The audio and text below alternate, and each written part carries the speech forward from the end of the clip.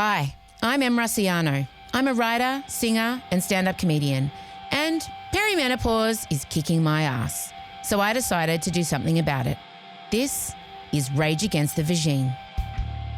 Perimenopause is one of the most universal things to happen to people with ovaries, which is more than half of the population. So why the do so many of us get here completely unprepared?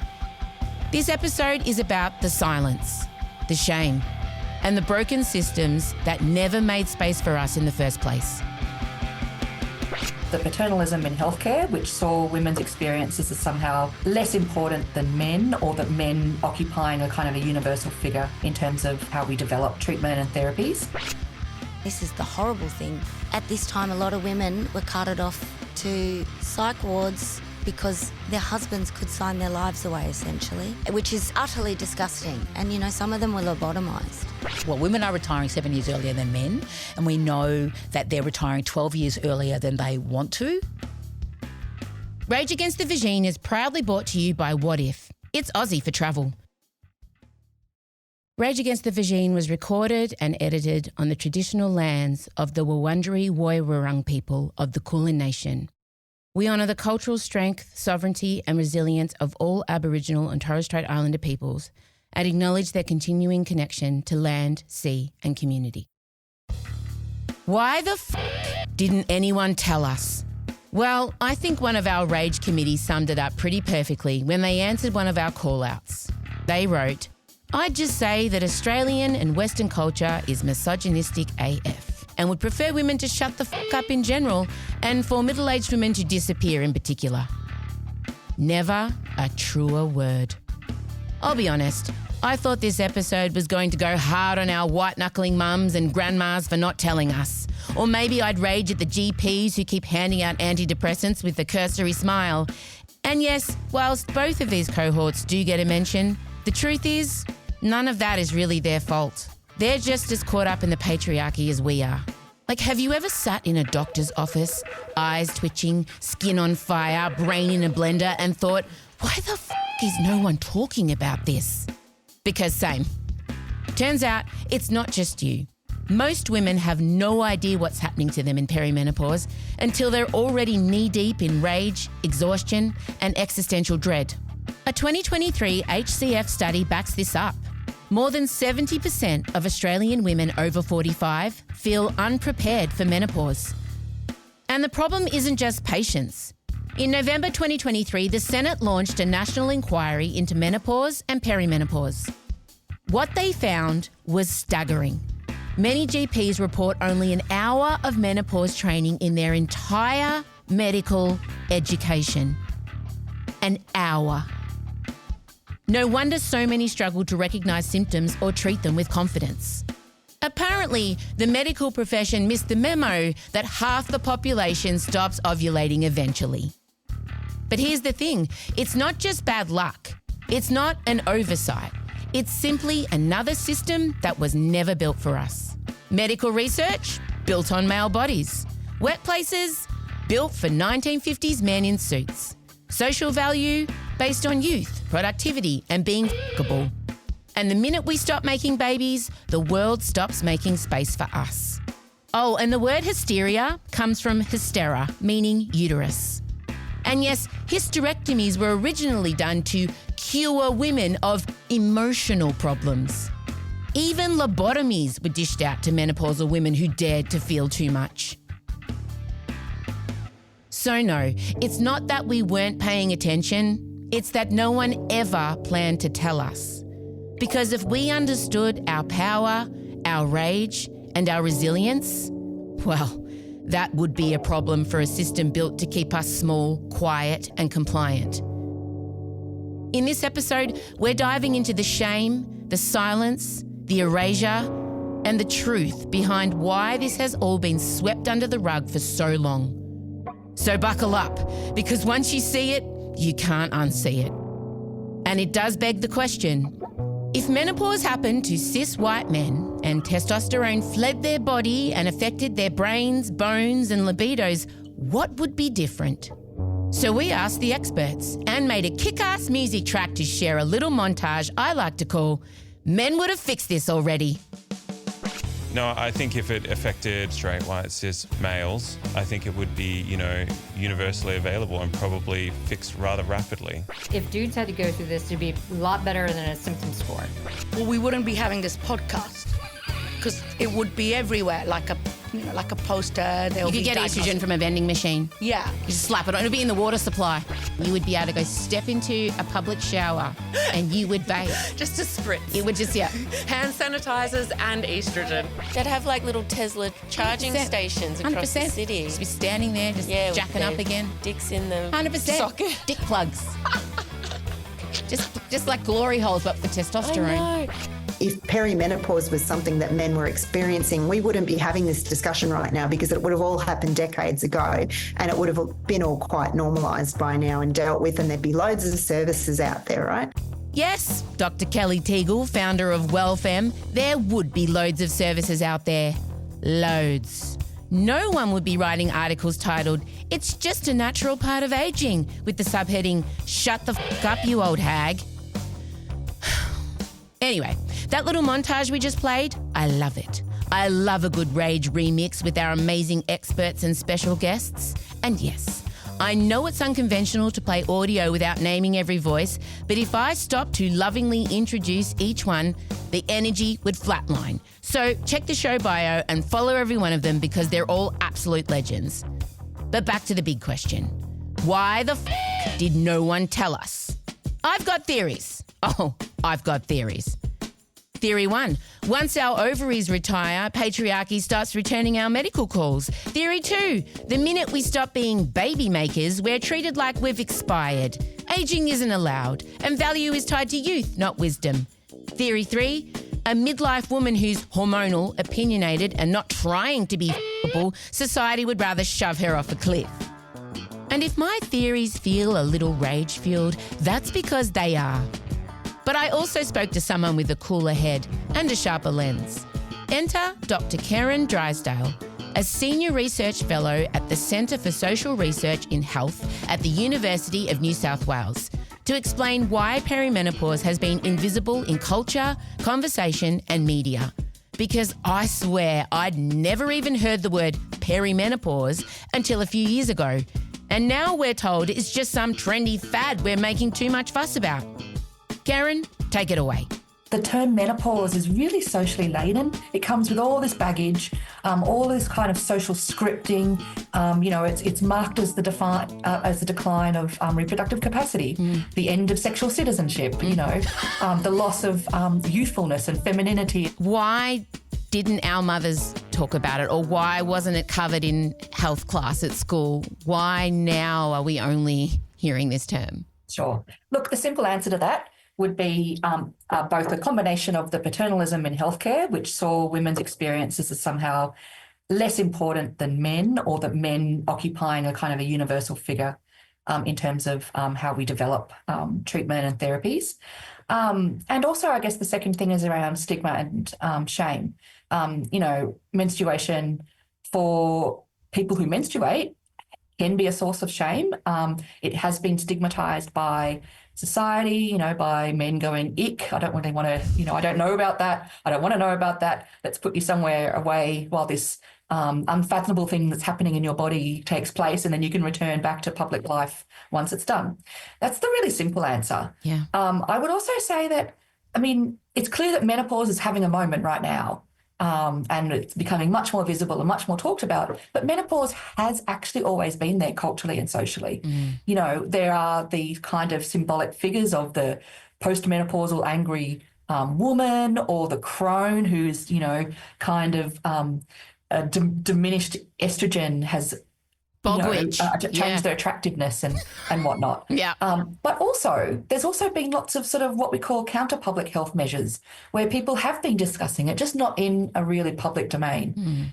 So while our mothers and grandmothers and other people who experienced menopause in different generations may not have had the same platforms to discuss it, I'm fairly certain there were some kind of, tips and strategies and health promotion kind of activities that took place a little bit maybe underground or less mainstream.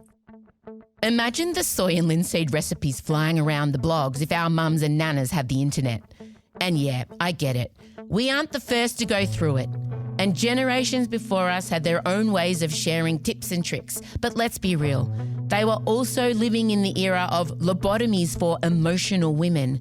So you kind of forgive them for staying quiet.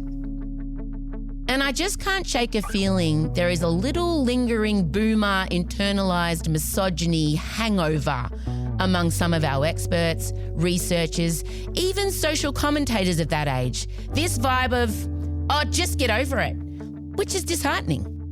Just as we're finally acknowledging menopause isn't simply one day, 12 months after your last period, just as we're saying it out loud and shifting the taboo, out comes an article like the recent piece in the Sydney Morning Herald basically telling women to chill out. The headline? It's not the end of the world, it's perimenopause. Because apparently we're too loud now. Or we are catastrophizing or getting sucked into fads trying to monetize our pain. When we break the silence and say, this is hard, saying we feel rage, grief, brain fog, insomnia, vaginal dryness, skin dryness, eye dryness, bladder urgency, disconnection, it's suddenly all dismissed as negative thinking that's causing the symptoms, or worse, written off as just midlife chaos, YOLO, the crossfires of aging parents, teenage kids, career peaks, and nothing to do with menopause because you've still got your period. Sit down and shut up. Need I remind you what Dr. Hannah Chapman, women's health GP and perimenopause specialist, famously said on this very podcast? And yes, I'll probably play this clip at least one more time this season because it's just that apt. I have a real problem with this, natural kind of thing because actually, what's natural back in the cave lady days? Well, we were all dead by 35. Correct. Right? Dead. We didn't outlive our ovaries. I don't think it's natural at all. You hear that, boomers? It's not natural. Not in the just grit your teeth and get through it kind of way. Menopause is a biological transition we weren't designed to outlive without help. And I'm sorry you felt you had to white knuckle and marty your way through it. So is my endocrinologist, Associate Professor Nellie Tokomani. We talked about our family experiences and the fascinating cultural differences and shifts she's seen in her own lifetime. My nonna, my nana, like my mum, there was just this idea of just fucking get on with it. Like just white knuckle it. Life's hard. This is our lot. And it's actually glorified. The pain, the bartering. Yeah. It's glorified. It's part of being, a woman and a mother, and you have to suffer through it to be given that crown. Yeah. And also there was the hush, hush, hush, don't talk about it. There was a time, and I'm Iranian, so I've lived half in both countries, and there was a time that I remember that when you wanted to buy pads back in Iran, they had to be put in black plastics, so that people would not see that it was shameful. That has completely changed. There's now advertisements on TV about pads. Amazing. It's changed. In your lifetime too, you've seen that. It's incredible. But that is the change. Yeah. You shouldn't talk about, you've got pain from a period pain. Don't talk about it. Don't let your brother know. It's not ladylike. But that's part of it, and starts there, and then you go through pregnancy and postpartum depression, and then you go through perimenopause and menopause. So different phases. Women go through a lot to be able to bear children. Yes, we do. But what really stuck with me was what Nellie said about cultural experiences. And it got me thinking about the stories or silences in other families. Melissa Leong, journalist, presenter, writer, all-round impressive woman and good friend of mine, had some fascinating reflections on her own culture and her mum. I think it really took me writing this book to realise just how much of an influence my mother has been on me, and also just the Chinese culture thing of keeping things in, because once it's out, it's out. You can't stuff it back in the box, right? Within Chinese culture, do mothers talk to daughters about reproductive stuff? The facts, but not the impact, I think. That's great. Yes, right.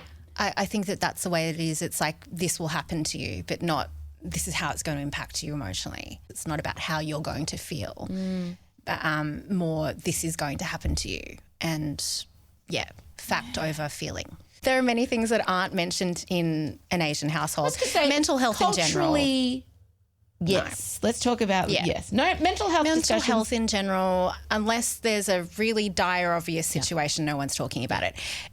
Menopause, also, my mother got the rage really badly. Tell me now, this has been the most interesting conversations on how, because we were all kind of raised by boomers, our age group, right? Yeah. And tell me how old you were and what.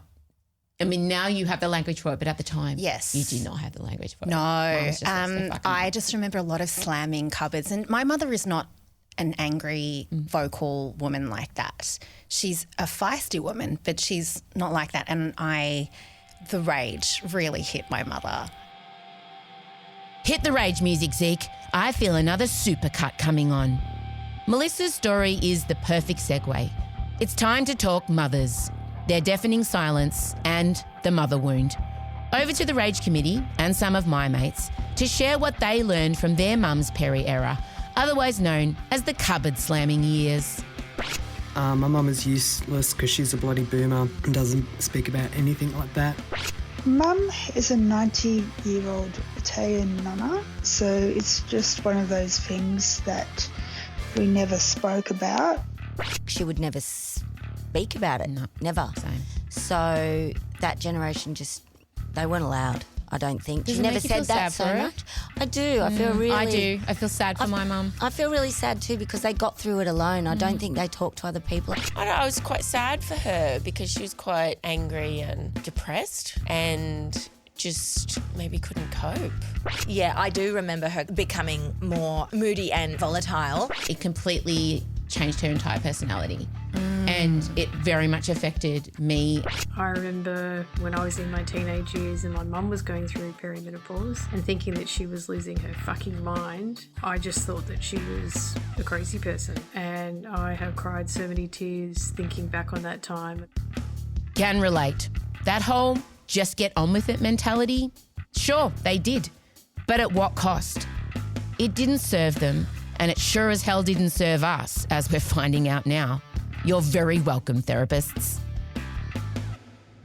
And this is where we start peeling back the mother wound, which we'll dive into more in the next episode. But let's be clear, the silence didn't just come out of nowhere. Previous generations of women lived under a backdrop of real fear. Back then, men could literally have you shipped off to a psych ward for being deemed too much. Which brings me to this shocking reminder from Miff Warhurst, something she uncovered while filming The Truth About Menopause for the ABC. And this is the horrible thing. At this time, a lot of women were carted off to... psych wards. Psych wards because their husbands could sign their lives away, essentially. They could say that hysterical woman. Yeah, which is utterly disgusting. Yep. And, some of them were lobotomised. Yep. And the shock when I learnt that as well has forever changed me. And that's the culture that they grew up in. For sure. Yeah, it's not ours, but that's why they were so guarded about all of this because they saw it happen and they saw it happen a lot. There's no fucking wonder women suffered in silence for so long. It's a man's world and it's not super safe or accommodating for us.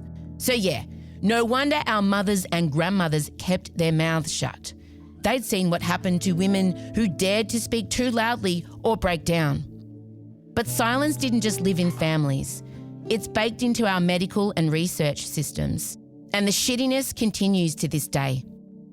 So, Miff, what other alarming truths did you uncover about perimenopause? When I was talking to medical professionals about the amount of training that doctors are given to study menopause, which happens to 51% of the population. It's not a niche medical. Guaranteed, yes. When you hear about the amount of time that most doctors have done on this, which is, and I'm sure you've had experts talk about this, I think some said they had a morning, like it was a morning tea meeting about women's health. It's like, menopause, YOLO. Anyway, moving on, babies. Yeah. Let's talk about reproduction. But then I think when I realised the absolute medical misogyny that exists and the battles that women have had to fight to be listened to and heard. That was when I was completely shocked, like totally shocked. Now, I know I'm leaning hard on these ragey supercut quote montages this episode, but fuck me, there is so much to say about the systems that have silenced us for decades. Myth had her sources and we've got ours. Some recommended by the Rage Committee, others we hunted down ourselves. And we're talking top-tier doctors, researchers, presidents of associations, all pointing to the same thing, how women's health, especially perimenopause, barely registers in medical training. And research for women's health is still decades behind the boys. There's no way to know. There's no proper studies like anything women's health. I didn't learn anything about menopause in my Masters of Nursing. It would have probably been a couple of lectures and maybe a week of tutorial during our ONG rotation. I mean, what I want to see is education for psychologists on women's hormones and mental health. And that's a huge topic, but that is not even taught, let alone within the niche of menopause. The criteria are established on the male presentation. That's the first thing that needs to be said. And what pains me is that the patriarchy still is running riot through the health system, and that includes psychology. You know, when we think about women's health, it was originally set up on the basis of difference from men, because men were understood to be the universal. Yes, we're just small men. What are you talking about? We are all just small men. But then we look at the health system as a whole, whether it be, designing, we often talk about joint replacements. They're all designed for men bodies. And guess what? Their hip joints are a bit different to ours. What? And we can't do any research on women in case they get pregnant. Or their hormones are all over the place. Yes. Can't trust the results. Women, when they present with a heart attack, present differently to men, for example. And the medical system never picked that up.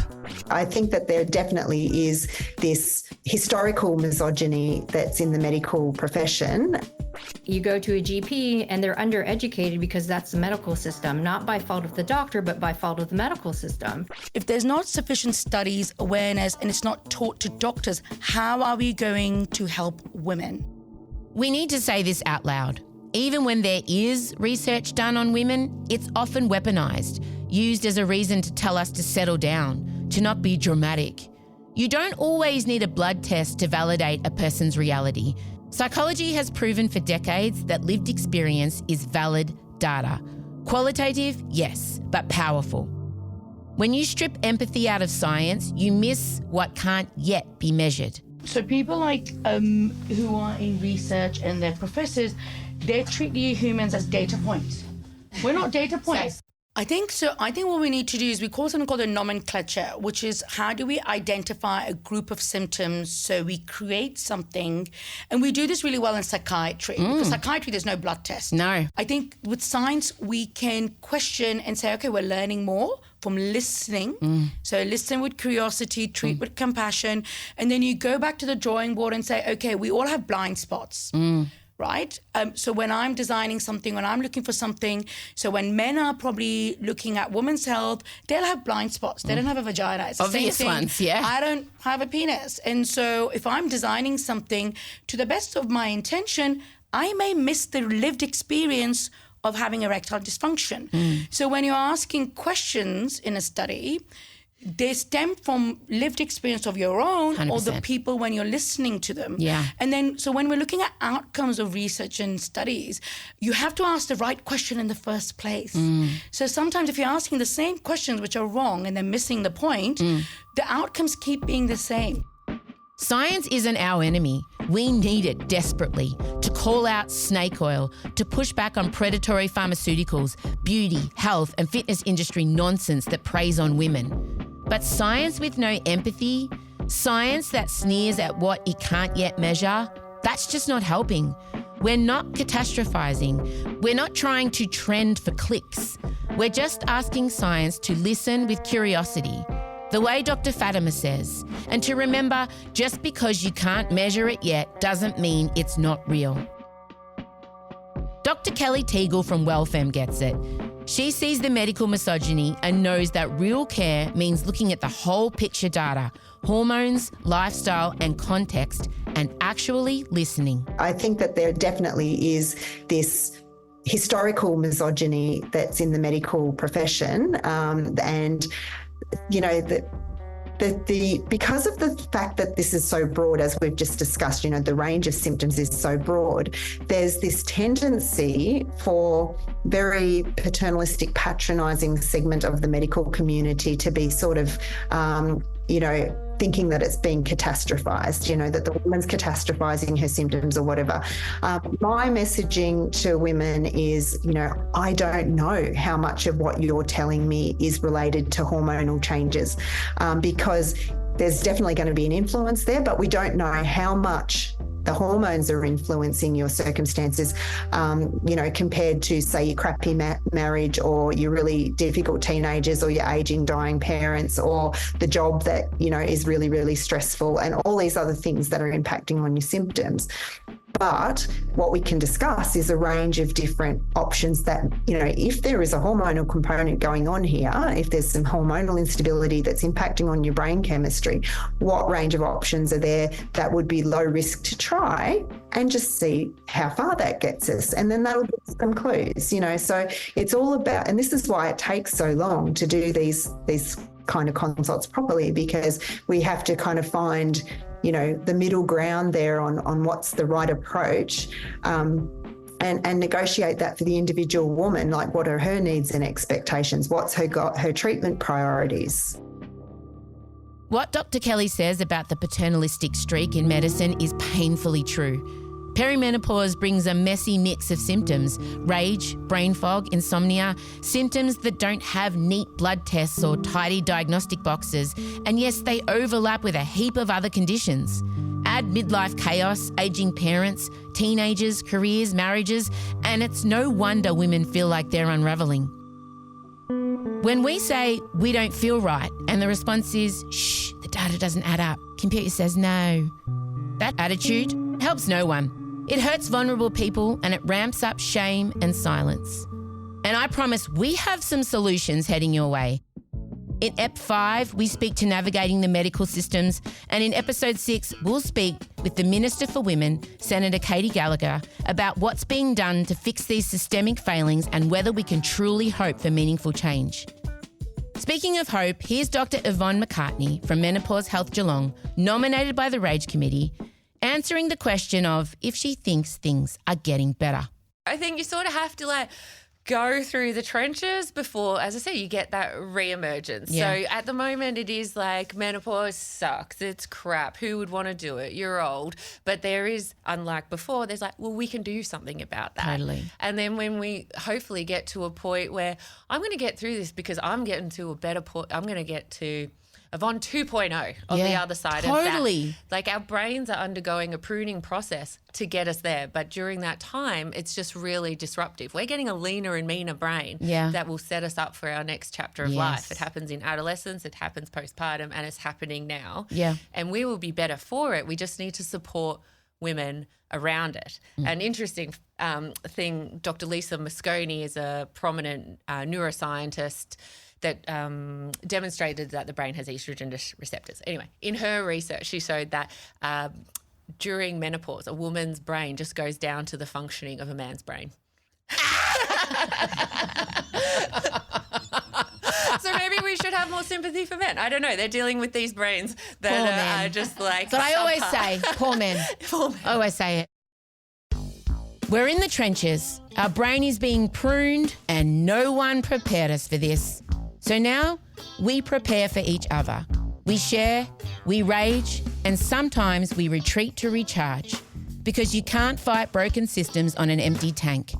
That's where whatif.com comes in. They make it easy to carve out that little slice of peace. When you're feeling drained, the most powerful, and yes, the most feminist thing you can do is pause, refuel, and take care of yourself. Get strong, eat well, sleep well, and prioritise your energy so you can keep showing up. Whatever part of Australia is your peaceful place, What If has everything you need to get away from it all. From cosy cabins to coastal retreats, flights, car hire and more. So you can spend less time planning and more time breathing. Sometimes the most radical thing you can do is pause. And you're only a what if away from the rest you need to show up at full strength. What if? It's Aussie for travel.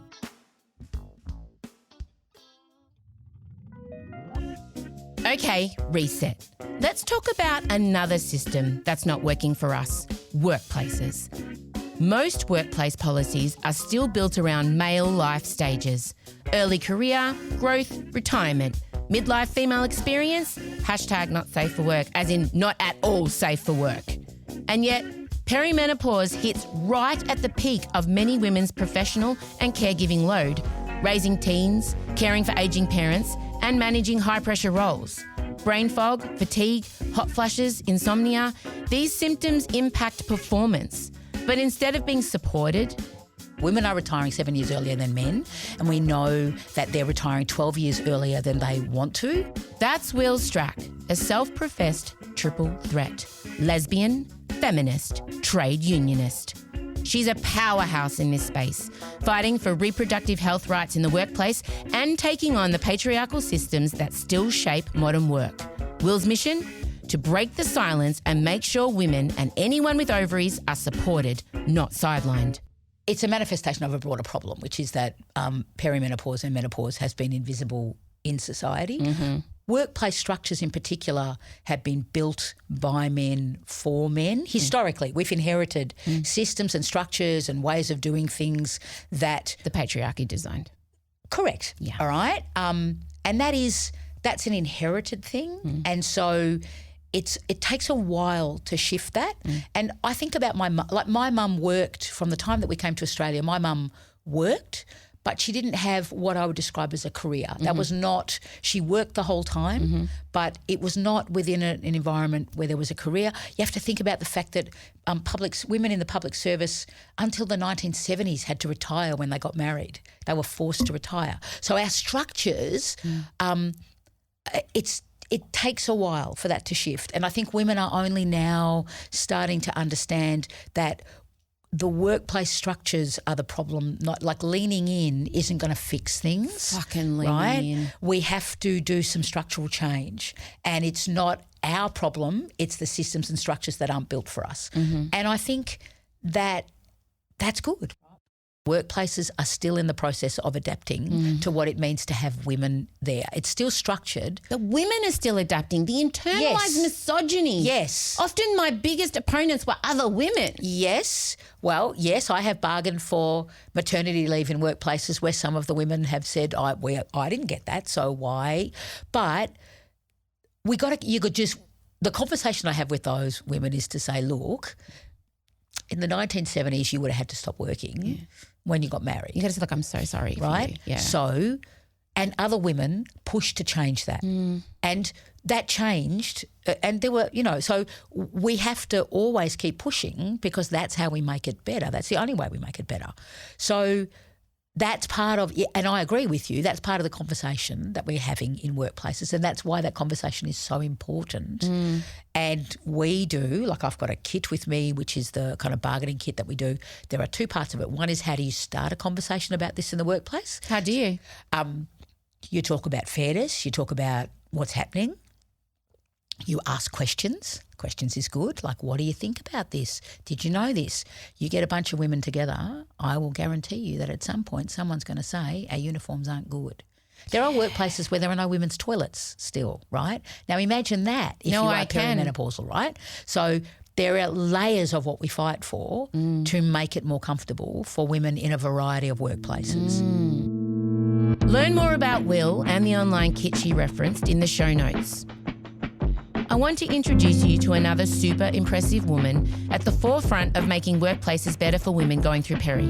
Grace Malloy co-founded Menopause Friendly Australia, a circuit breaker for companies experiencing the loss of productivity, gender diversity and psychosocial safety associated with the surge in the number of menopausal people in the workplace. She gets it. If you think about the symptoms of menopause, we're not leaving those at the door, are we? We're taking them with us into work. We can't leave the headaches and the stress and anxiety and the heavy flooding periods. We're bringing them into the workplace.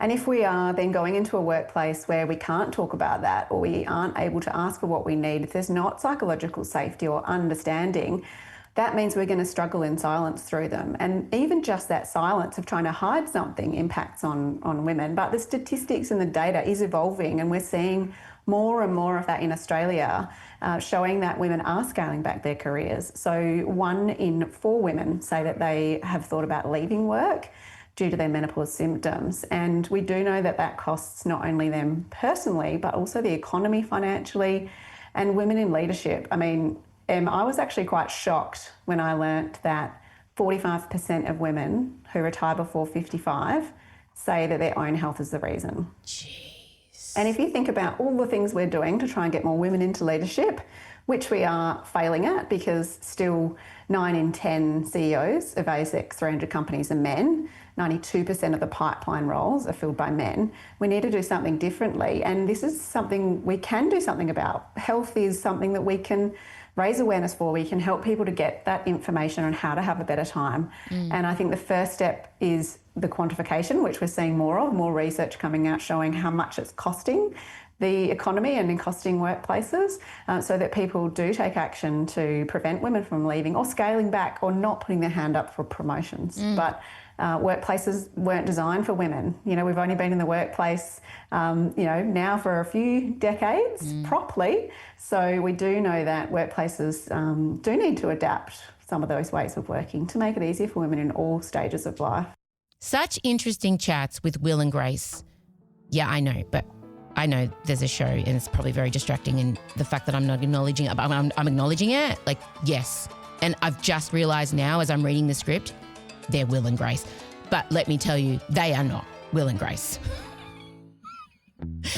So many common themes about how workplaces were never designed for us. And let me tell you, my list of questions for Senator Gallagher in episode 6 is growing by the minute. But honestly, super balances and early retirement stats are not the worst of it. Because there's multiple groups of underrepresented, gaslit and completely ignored people in this conversation. People who wish their biggest challenge was having an awkward workplace chat. If we think the system is broken and we don't know where to turn for help, spare a thought for disabled women or those with chronic pain who are navigating perimenopause on top of everything else. These are complex and varied experiences, and this is just the beginning of the conversation.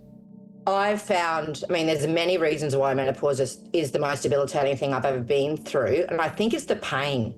I think the pain and able-bodied friends. So I've got obviously friends that are able-bodied and then friends that are that have disabilities just from being a Paralympian. And before I went into menopause, my Paralympic friends and my friends with disabilities, because we're in that age category now, we were starting to talk a lot about pain, like pain management, not being able to figure out, no one can really help us. You go to a pain specialist, which I don't think I'll ever go to another one of those in my life. But they kind of look at you and go, well, of course you're in pain. You know, you got arthritis, you were a swimmer, you have been pushing a wheelchair for 30 years, you've had 30 plus operations, of course you're in pain. So instead of looking at me as a person that might have, something wrong with my jaw, actually, if you can't see it, they don't know how to treat it. Carney Liddell says perimenopause is the most painful thing she's ever experienced. And that's from a para-Olympian who's endured 30 plus operations, a complicated pregnancy, brutal endometriosis, and decades in a wheelchair. What makes it even harder is that medical professionals often reduce disabled people to their visible conditions or chronic pain history, dismissing new or different symptoms. And it's not just disability. Where you live in Australia can massively shape your experience too.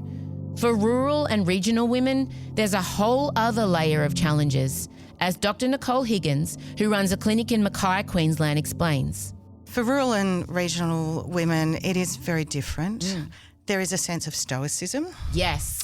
That I'll be right. My family's from the country, so I completely understand this. Yeah. I'll be right. It's not that bad. Nah, she'll be right. Your leg's got to be falling off. Exactly. Yep. And I've got too many other things to do. We'll worry about it later. The other thing is the availability of information. That is changing. Access to healthcare, access to female GPs. It's quite different to in the city. cost for a lot of women is much higher. And if you need some really specialised care, whether it be reproductive medicine, abortion care, other types of Medicare, often you have to travel. But depending where you live, you've got access to more. If you've got money, if you've got resources, there's a lot more available. So it's trying to make sure that every woman in Australia has access to the same level of care, irrespective of your postcode or what you earn. We'll dive deeper into navigating medical systems in episode 5. But just on this, access is everything, which is why telehealth is a game changer. What Dr. Kelly Teagle and her team at Wellfem are doing is nothing short of life-changing for women, especially those in rural and remote communities.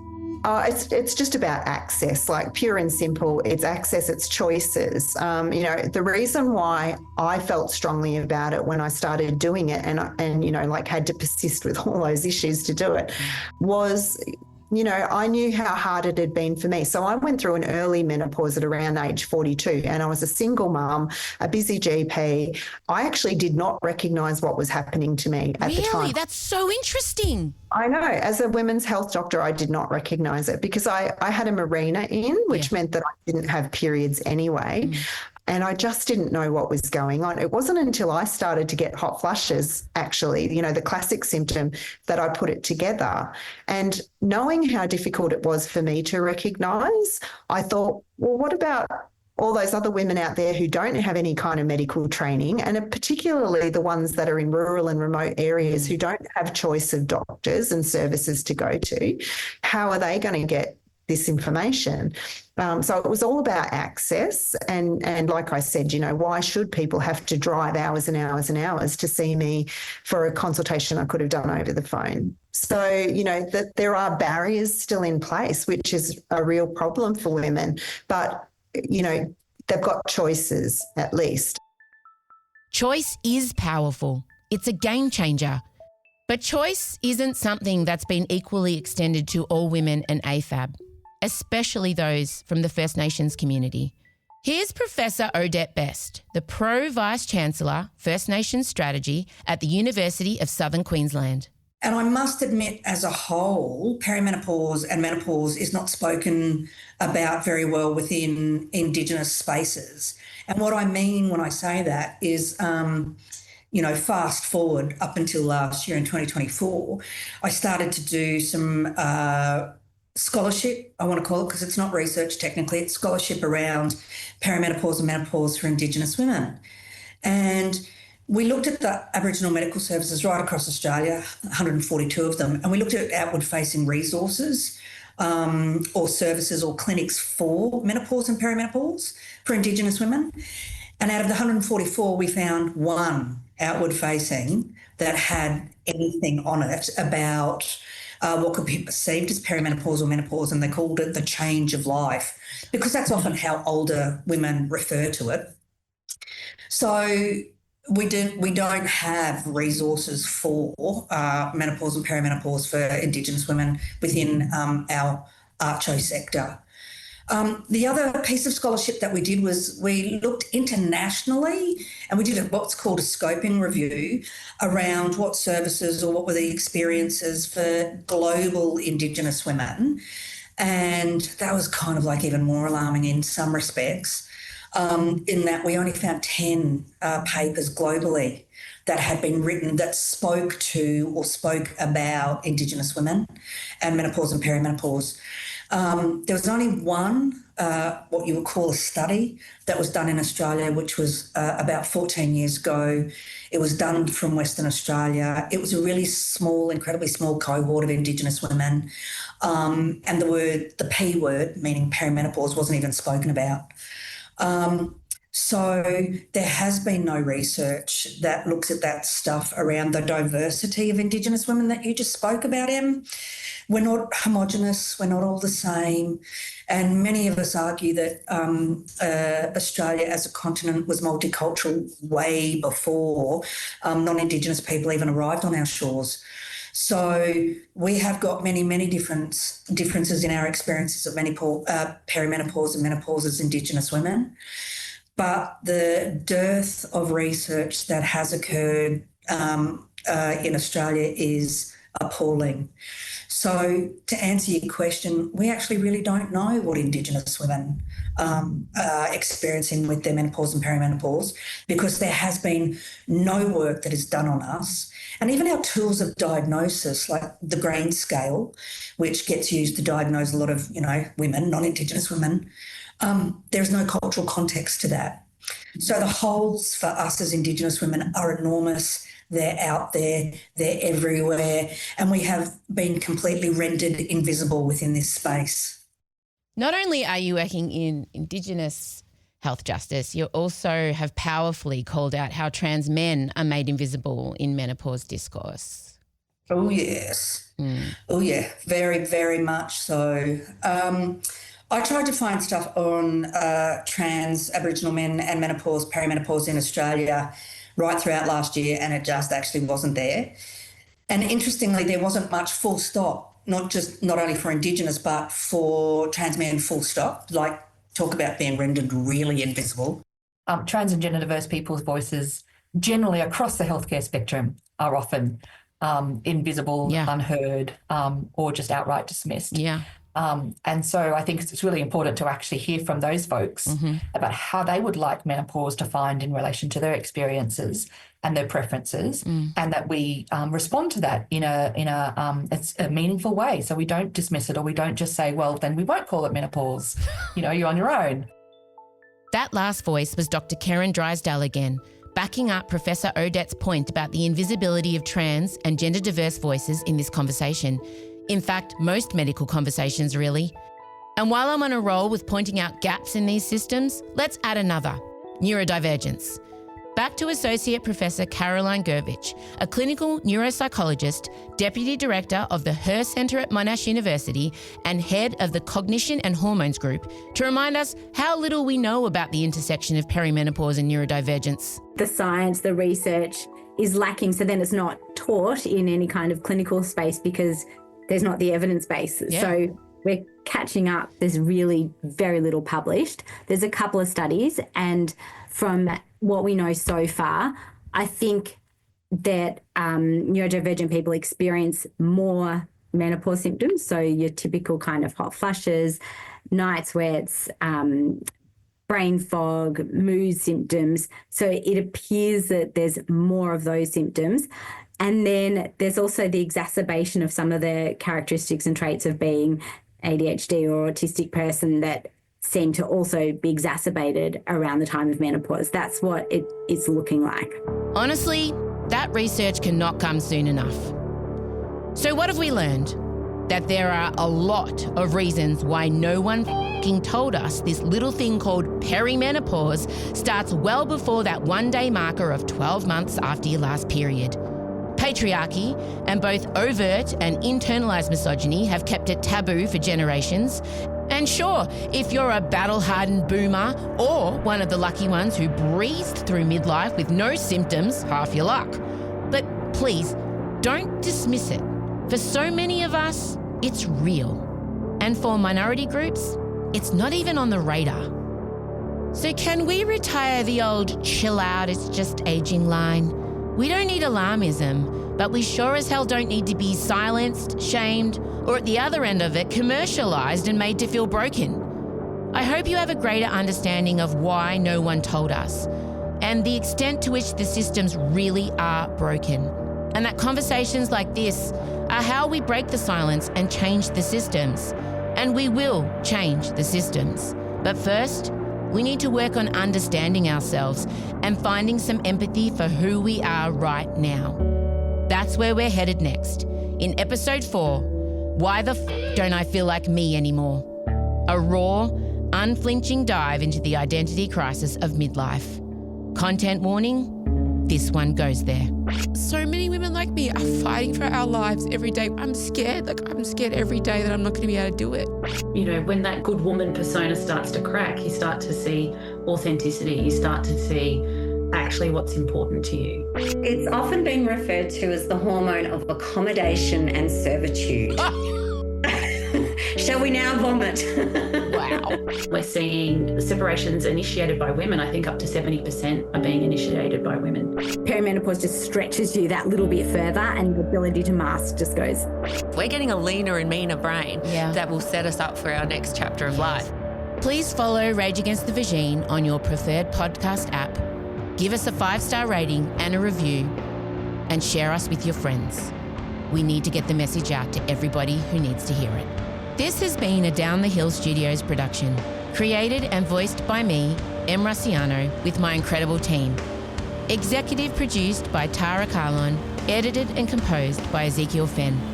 Rage Against the Vagine is made to be shared, replayed and used as a resource, especially by those who need it most. If you found this episode helpful, please subscribe, rate and leave a review. It helps us reach more people who need to hear these conversations. And if you share it, please credit us and keep the conversation and the productive rage going.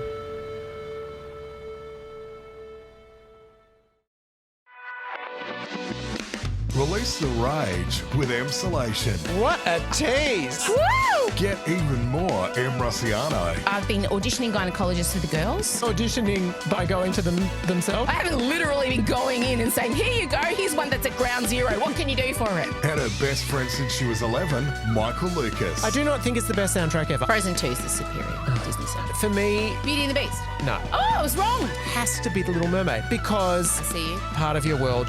unmatched. But then also, Poor Unfortunate Souls. Untoppable. Under the sea. The opening number, Fathoms Below. The Triton, great father who loves us and names us well. I mean, you can't beat that. Another brilliant number. Les Poissons. Les poissons. It's not just a podcast. We didn't even get to talk about how high-cut J-Lo's leotards were at World Pride. It's a community. A little bit more feminist. Equality has been achieved. Emsolation with Em Rusciano. Sadly, I could not play a high school student. Apparently. That's certainly not what I think. Every Thursday on your favourite podcast app.